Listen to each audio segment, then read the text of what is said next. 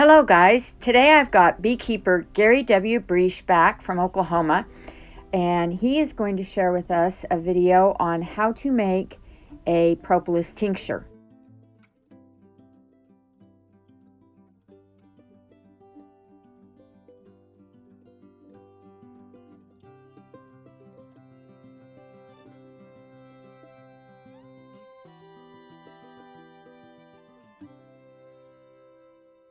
Let me start out by showing you the basics of how I make honeybee propolis tincture. It's a process I developed that's 20 times faster than the old ways of doing it, and it also produces a better tincture. And I'm going to do the C22 today, which C stands for concentrate. 22 is the initial price of the propolis when you buy the first bottle. It has an amazement guarantee, so if you're not amazed by it, you can bring it back and get your money back, and they haven't done that in 20 years, so you know it's that good, and you'll never lose. And I'm starting to do that with almost all my products now, as well as the 5 for the price of 4. But the second bottle you get of the C22 would be 11, and then if you bought 5 of them, you get 4 of them, or 5 of them, you get the price of 4, which would be 4 times 11. And if you want to go larger discounts, I can work that out too, because there's some people out there that really are getting the word out and buying propolis for other people and giving it to them to cure them, to help them. So anyhow, I'm going to go ahead and try to do this. I've got a rubber band around and I got a special stand so I can keep it on charge and not lose my power. So it's not charging very fast, but here I'm going to try to get it over there where I'm going to do my work. I hope you can see it. I'll try to hold up the stuff anyhow. Okay, first of all, you have to start out with propolis, and I use a concentrated propolis that's in chunks, and it doesn't come in chunks. It usually comes in and all stuck together, and I put it in the freezer. And I can hold it in my hand, and the heat will cause it to expand. Sort of like the expansion coefficient of a lot of bee products, such as beeswax, is tremendous. They use it to open and close cylinders for greenhouses and stuff. So I'm doing that. So here's how it looks. I've got some going over here to speed up the process, but here's about 3/4 or 75% of an ounce, or 0.75 ounces, okay? It's not a full ounce, but if I put a full ounce in there, I waste it because there's only so much propolis that will saturate the grain alcohol I'm using, which is 190 proof, Everclear. I think it cost around $32 for a half-gallon glass container. I've got one over here somewhere. Anyhow, you can look all that up. If you have any questions, after I do this video to fill in, then just send me a private message and I'll give you a short video, or I'll give you an explanation of the various things that are left out of this how-to by Gary video on propolis tincture. Anyhow, this is the right amount, and the way I do it is I put it on a scale. And let me take this over here. Hopefully you'll see it. There's a scale here, and I set the scale to neutralize the container. In other words, it doesn't weigh anything once it gears up. And then I put basically, enough of this, if you can see it, in this container. And then I look at it, and that's about almost 0.7 of an ounce, so I'm going to make it about 0.75. There it is. And then I'm going to take this container full of, propolis chunks, and I'm going to go over here. Hopefully you can see me. In fact, I might just try to take this off the stand now that I'm sitting. I need to move it around. Okay, and I'm going to flip the screen.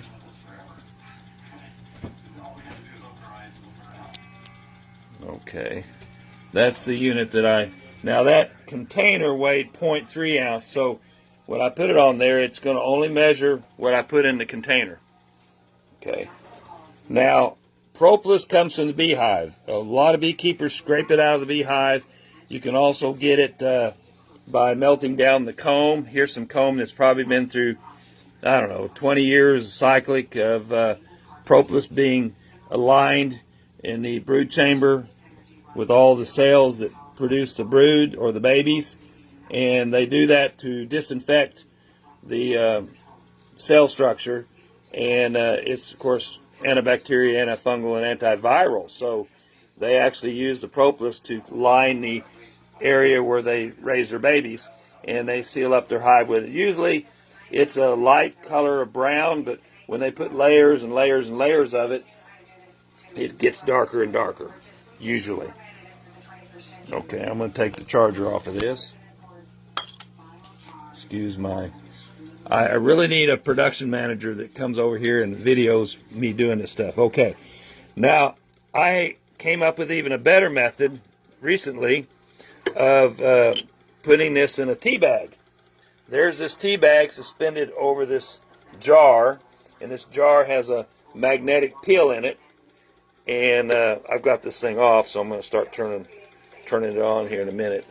This is Pyrex because I've had trouble with regular jars. They get a heat differential and they busted, and I've lost a lot of product, that way. So I've got really the best of the best here. Now I'm going to try to, I'm going to put this down for just now, so bear with me.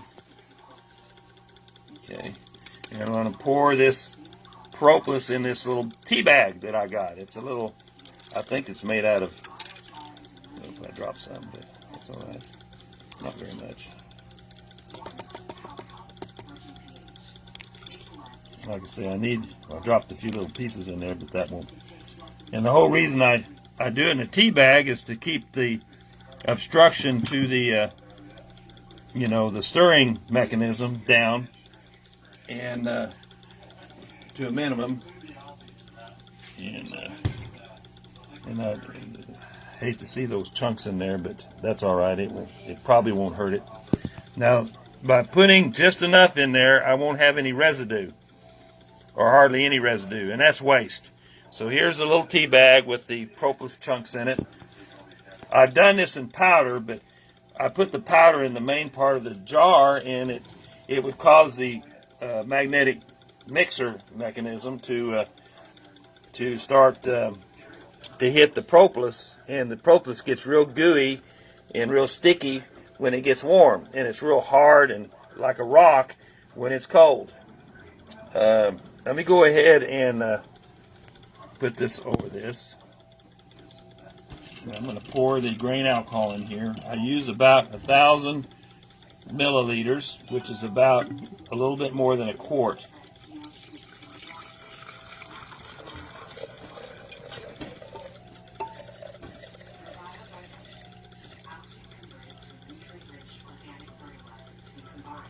Like I said, I wish I had someone holding this phone, then I could give you a better video. But working with what I got. Elaine's at work today, so she can't help me. She has helped me on past videos, which is great. There it is. Okay, I'm going to get this heat going. Turn it on. And this thing heats it, and it also stirs it at the same time. I'm going to turn this on. Hopefully it'll start turning. Okay, it's set at 170. I'm going to turn it on down. I usually start it at about 100 revolutions per minute, and then I go on up to, like I've done over here, to 300. Then I set it at about anywhere from 54 degrees centigrade to 60 degrees centigrade, which is somewhere around 130 degrees Fahrenheit. All these lab equipments usually go to, let me see what I got this at. I'm going to run it on down to 60 today, because it's a little bit cold here and I'll lose heat. And just for demonstration purposes, I normally use this lid right here, but I'm going to use a special lid that I got. And this is sort of like a lid that you can see through. And it's sort of reason I use a lid for. I put it down in there, and I shouldn't have done that. Okay, that's all right. just for demonstration. And then I put this little lid over here on it. And what I'm trying to do is just eliminate or lessen the amount of what I call evaporation, what you call evaporation too. Now, look at this. It's already turning color. It's already starting to form the tincture. Now over here, this has been running for about an hour or two, and it's almost ready. And normally, and back in the first part of my discovery of propolis, it would take 3.5 weeks to make it manually. I'd put it in a jar. I'd go by and shake it every so often, and I used propolis right from the hive and from local beekeepers that I could trust. And the demand has been so high, so you can't even see the mixer mixing it, but it is. Look how dark that is. And that's what it'll do is it'll dissolve all that propolis, because I use a concentrated propolis, into this tincture made out of grain alcohol for the C22. Now I use vodka for the V16. V stands for vodka, 16 is the initial price, and $8 is the half price when people come back to get refills. So you can see how fast this is. I then got it down to about a day, about 24 hours. And then with this tea bag method, which keeps the propolis from sticking and getting gooey and settling at the bottom even though it's mixing, I can do it in almost 2 hours. So I've cut it down from 3.5 weeks down to 2 hours. Now I've got videos of an old man who's been making propolis tincture for 40 or 50 years now. And he uses the old method. He puts a whole lot of propolis, raw propolis, in a container. I mean, he fills up almost a quart of it, and he puts his grain alcohol in there, and then he shakes it, or he actually runs it in a mixer. But he still takes him 3.5 weeks to make it, because it's got to sit there and not only, get mixed up with the mixer, but he walks away from it, and then he shakes it every so often to get the tincture made from the alcohol around the propolis. But it's raw propolis, so the raw propolis usually has a lot of wax in it and stuff like this, so it just takes a lot longer to get that wax penetrated and get to the propolis in order to make his tincture. So he has to use a whole lot of it. With the concentrated, which I can go in more detail, offline or off video, really works fast, and I have to trust and find the beekeepers I get it from, or the companies that process the propolis that I get from. It used to cost about $200 some odd for a pound, and the price is substantially less when you buy a whole lot like I do and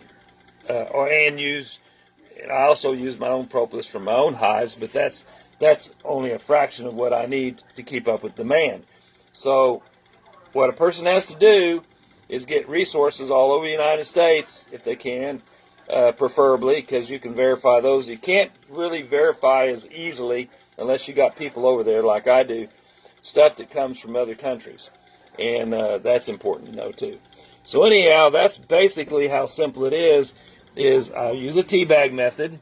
And by the way, I think that would make a better coffee maker, to have a magnetic stirring device and the right heat and the right time. You could put an insert in here, pre-made, bags, or a company could do that and make all sorts of herbal teas, coffees, and all that stuff, but without the aluminum, which causes, Alzheimer's and other stuff that some of these quick-made coffee devices use in the little packets. They do the teas and the coffees, but you're subjecting yourself to someone you don't really know.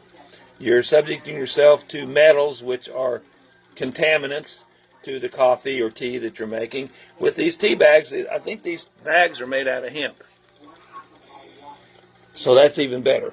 There's your bags. You can get them in quantities, various places, in different sizes. So I think I've covered everything. I'm going to walk around with the rest of the video. There's some of the source material. I say raw, concentrated propolis chunks. Here's a source of propolis from the actual comb. The other source is to scrape it out of a hive. The other method is to get a Propolis Trap, which is little grooves in a plastic screen that goes over the top of the hive, and they want to fill in those cracks so that it's full of propolis. And you take that plastic sheet that has the grooves in it, that's full of propolis, and you put it in the freezer, because it's usually in the summer when you get it, it's as sticky as it can be, like glue. They call it bee glue too. But like I say, it's anti-inflammatory, it's antibacterial, antifungal, and antiviral.